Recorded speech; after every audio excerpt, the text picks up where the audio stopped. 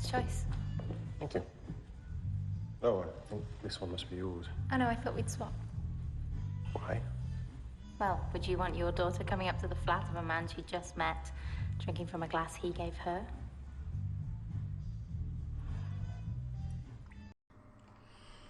We know that Cardi B is trash, right? We know.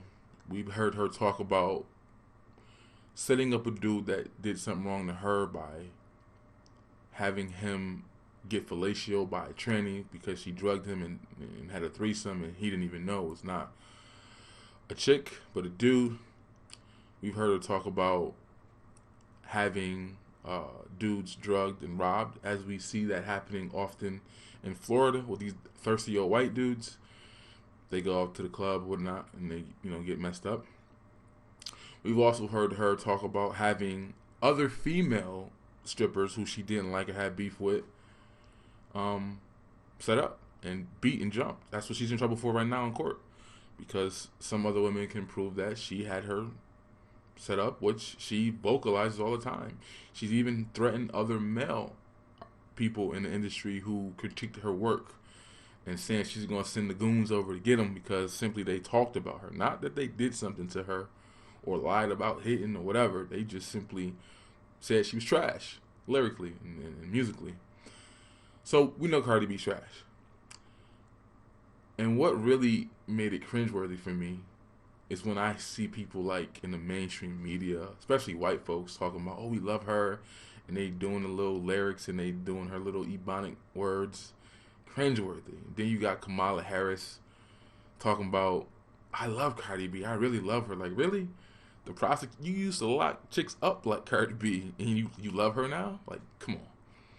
That's just cringeworthy when like the mainstream media now black folks start putting her on pedestals, and she's leaving one lane and getting bigger, and it's like they're trying to rationalize all the fuckery that she goes down on us here. Like, you know what I mean? It's weird.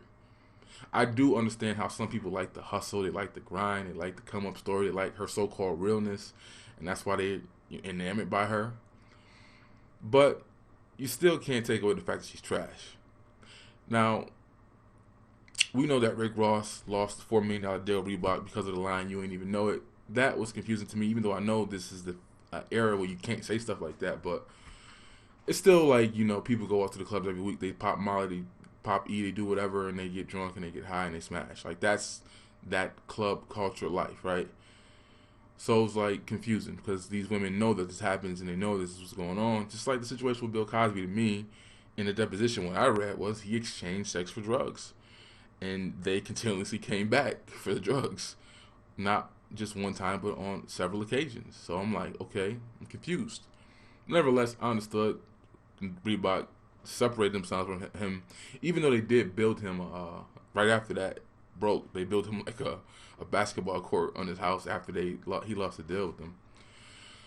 But, and I've already talked about that often, about how often I pause with these bandwagons and these boycotts, because usually it's the black men that get their movies get tanked or their music has a problem or they lose a deal. It's usually just black men that have that issue. Everybody else is good.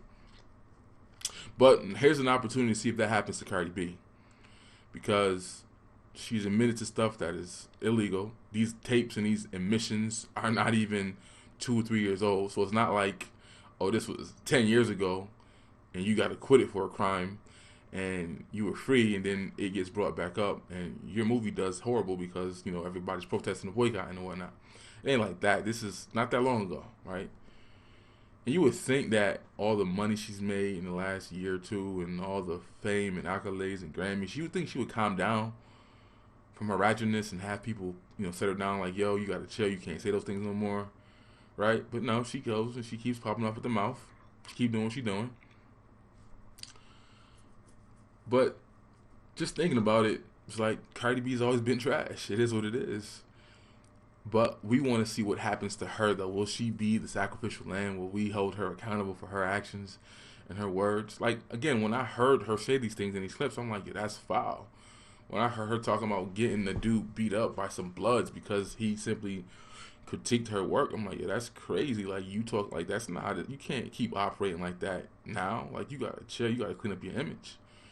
A lot of folks was defended her when she had the fight with Nikki and threw the shoe and all that stuff and had the knot on her head. Like, people caped in for that nonsense. I'm like, yo, why are y'all co-signing this ratchet behavior? Like, why? Why are y'all defending that? Like, this, when it's somebody like that, it gets deeper than just that. It can, she's a gang member, right? So it's like, it can lead to people dying and whatnot. But I don't know.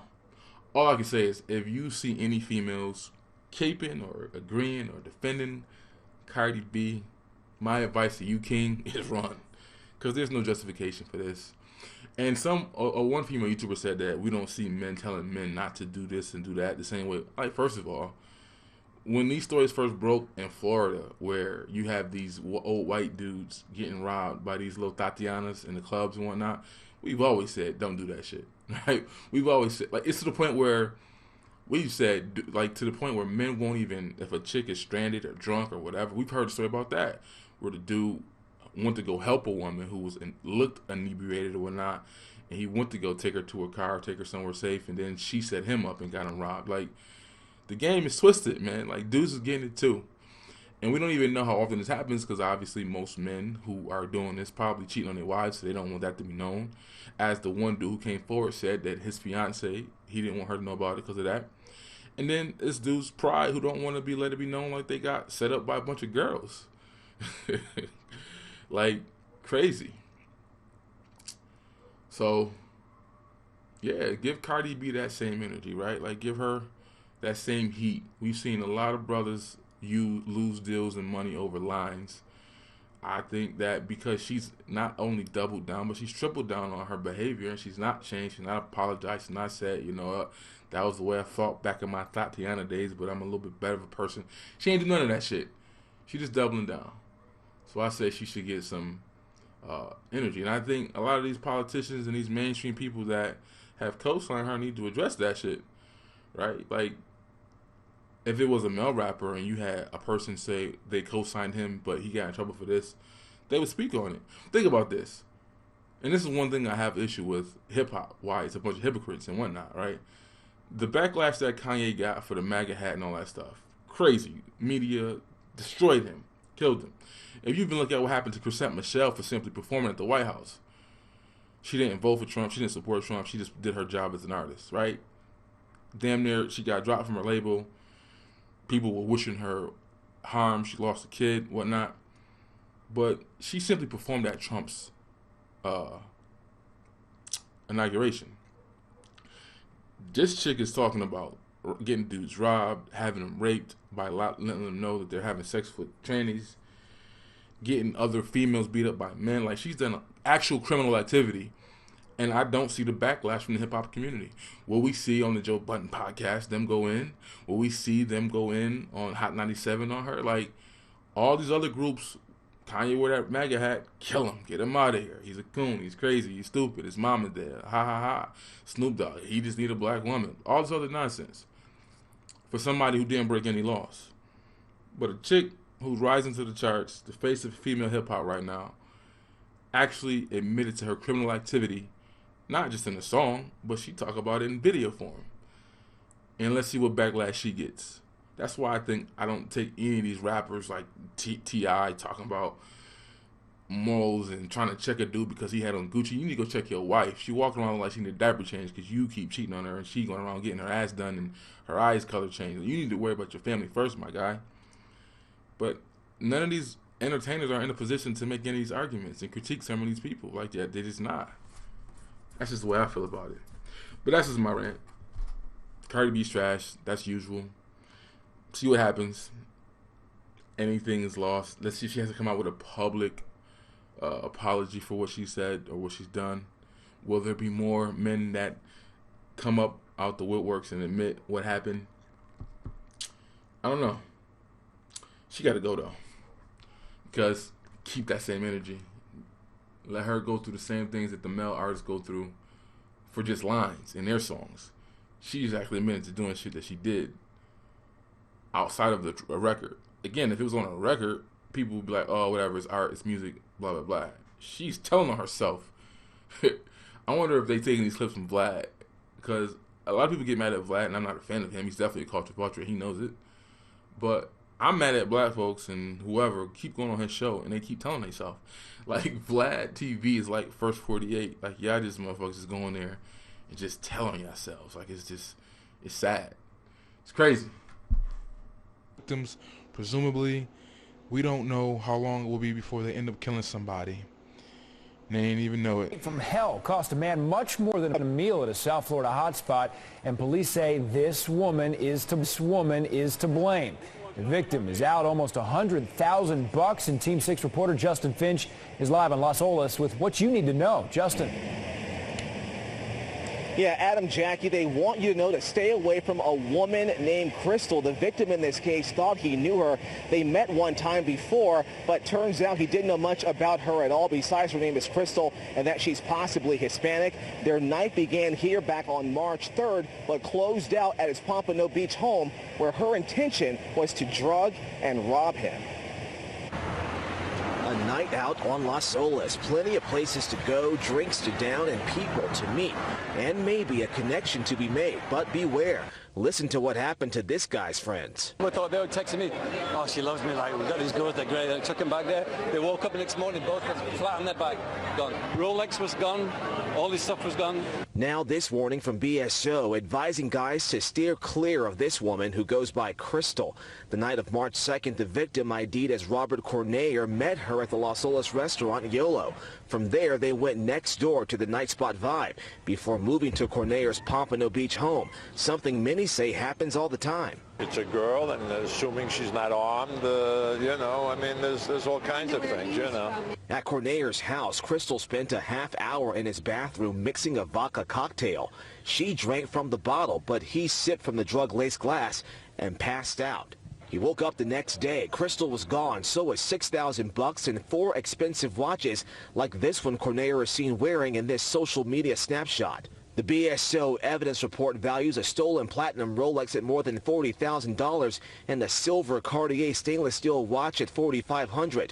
All told, authorities believe Corneyer was fleeced of cash and 4 watches worth between $80,000 and $100,000. An expensive night out with a priceless lesson. Just be really careful in anything, anybody you meet and anything you do. And to make matters worse, this Crystal erased her number from the victim's phone, so he has no way of reaching out to her.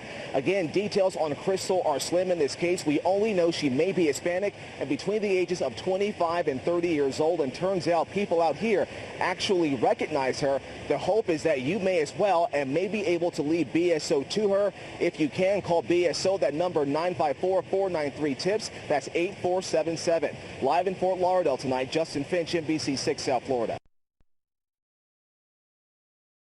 The prowl, using her looks to lure then rob men in South Florida. Bob Capel is live in the newsroom with this story. Bob? Felicia, police telling us that there have been several male victims, and these crimes stretch all the way from Boca Raton to Singer Island. Several police departments are looking for at least one woman that looks like this, described as a white female, 5'7", dirty blonde hair, weighing 160 pounds. Police say the woman has been preying on older men in the Palm Beaches, spiking their drinks and then stealing their money and jewelry once they pass out. In one case, a man having a drink on his boat at the Sailfish Marina was drugged and taken for $16,000 in cash and jewelry. Police say the suspect sat down on his boat for a drink, and then the next thing he knew, the victim was passed out and robbed. Sheriff's deputies also say a woman did the same thing to a businessman as she sat at this Duffy Sports Bar in West Palm Beach. Cops say they are also reporting incidents in Boca Raton and on the island of Palm Beach where 2 women worked together to rip off 2 men. We were very surprised by it. You know, we have a very secure property here. It's not something that happens. We were very surprised when he came and informed us what did happen. Now, several agencies will be coming together tomorrow to hold a news conference at 2 o'clock, at which point they will also release surveillance video of this suspect to the media and to the public. Call them the Foxy Thief. There are 4 women who target men in upscale bars and steal their money, their jewelry, their guns, and other pricey possessions. Take a look. Here they are. It's been happening mainly in the Fort Lauderdale area, but detectives say they are receiving reports of it going on right here in Tampa Bay. According to police, one of the victims claims he took home 25-year-old Savannah Bea, and after having a drink, the next thing he remembers is waking up the next day in the afternoon with $6,000 in cash and watches gone. If you have any information, please call the Broward County Crime Stoppers. So you got a bunch of right grown men out there who meet young women and go home with them, which is probably standard for these dudes. And they let them give them drinks, and they don't watch them pour the drinks. And they notice the women not drinking the drinks out of the glasses, but out of the bottles. And they still drink it. If I say it's their fault for being in that situation, is that still victim shaming? Because to me, it's the same thing. You have to take accountability for your actions, and you can't put yourself in stupid situations. Whether it's the chick walking down a dark alley at 4 o'clock in the morning, drunk as hell, looking like a skank, or if it's a grown rich white dude with a gun and like $25,000 worth of jewels on him in a club in broad daylight, bringing these chicks back to his own home. Don't be stupid. You ain't even know it. Put Molly all in her champagne. She ain't even know it. I took her home and I enjoyed that. She ain't even know it. Got 100 acres I live on. You ain't